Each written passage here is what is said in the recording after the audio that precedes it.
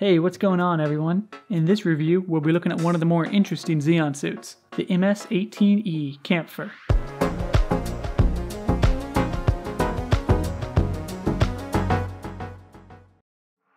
As always, I'll be reviewing this Master Grade model kit in 4 categories: the build, appearance, articulation, and gimmicks. I'll be giving each a score from 1 to 5, so at the end I can tally it all up for an average score. Hopefully I can help you decide if you should pick up this model kit.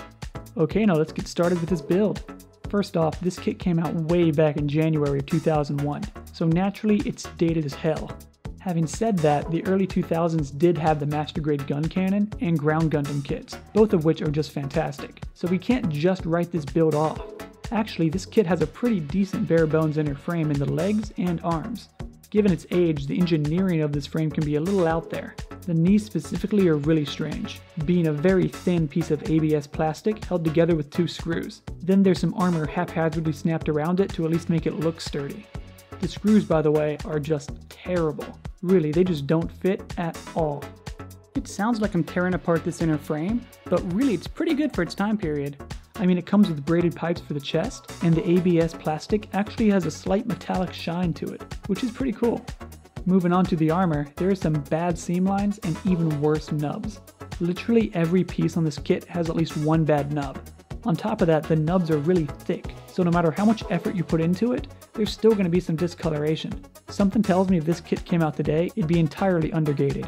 Like the Riga-Z I just reviewed, this kit features yellow inserts for the vents, which is a major positive. Since this kit is mainly blue and gray, the yellow goes a long way in defining this suit, even more so than it did with the Riga-Z. There are even some details inside of these vents that someone more professional could get looking really good. But my hands are nowhere near steady enough for that, so aside from this prominent leg vent, I just filled them all with black paint. Honestly, I kind of prefer this more simplified look, but that's just me. Speaking of the painting, there are some other places where you'll want to break out those Gundam markers. First up is that pink mono eye. It comes as an individual clear piece, and there is no provided sticker, so paint is your only option here. Next is this white section on the horn. You do get a sticker for it, but it pops up all the time, so you're much better off with paint. This white section around the shoulder spike is also a sticker. Lastly, there are some small dots around this kit that really benefit from some black paint, mainly these on the shoulder and these on the front of the arm.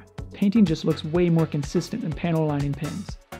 In general, this build wasn't that great, but for its time it's pretty decent. The yellow inserts go a long way here, even more than they did with the Riga-Z since they're so prominent on this blue. However, they're offset by poor nubs and seam lines. I think I'll break even between the good and the bad and give this build an average score of 3 out of 5.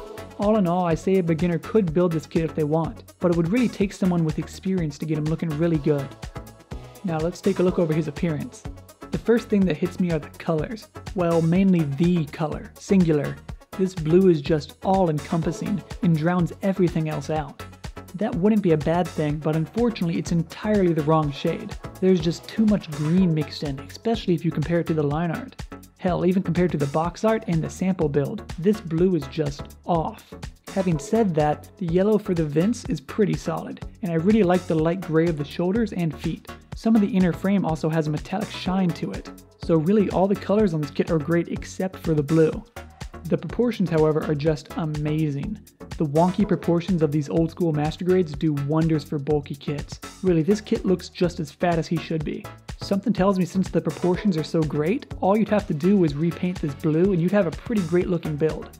The panel lines are also pretty great here, with nothing that wasn't in the original anime. Instead, however, you have a bunch of nubs muddying up the design. I mean, they really are just everywhere.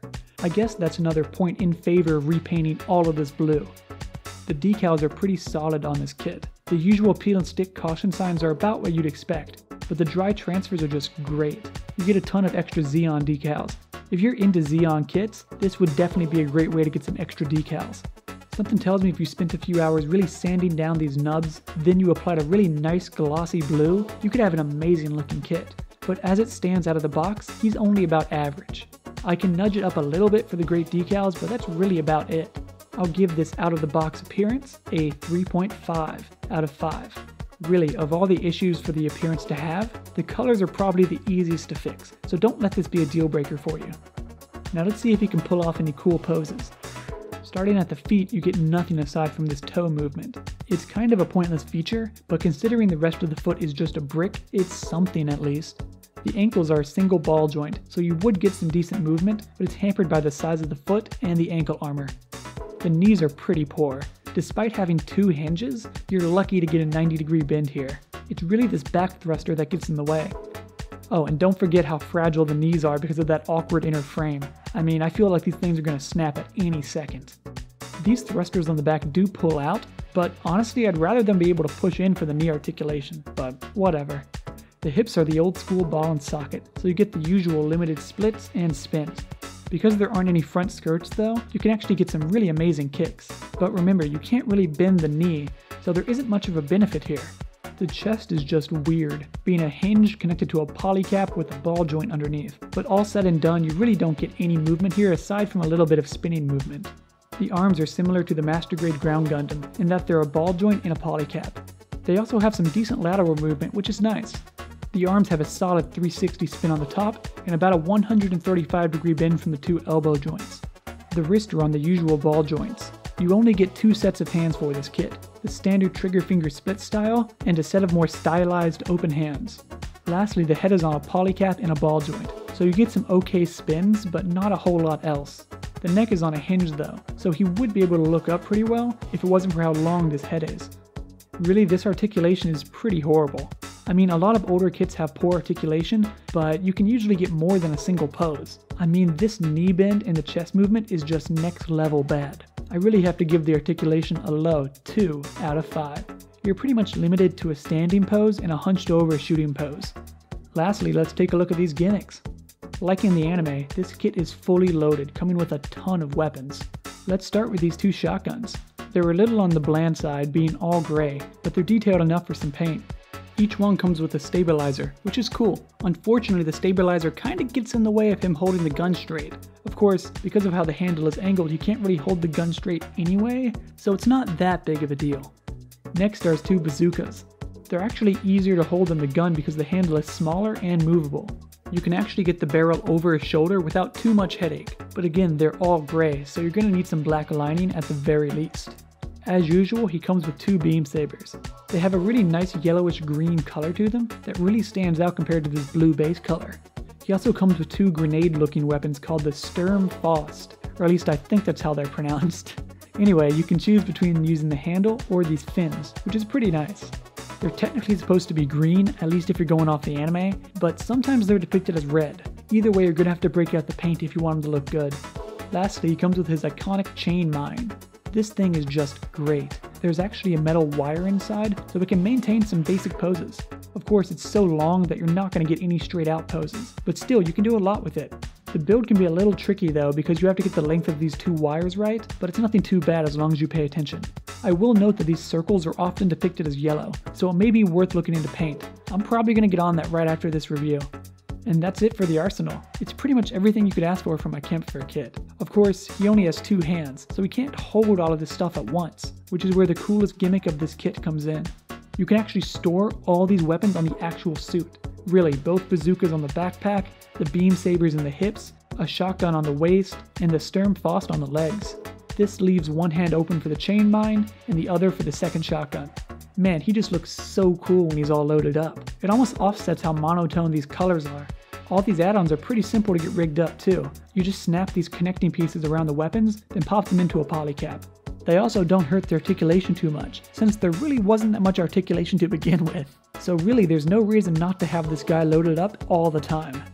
All in all, this kit's gimmicks are its main selling feature. You just get so many of them, and being able to store them all in the suit is amazing. They can look a little on the bland side being all gray, but still I have to give the gimmicks a near perfect score of 4.5 out of 5.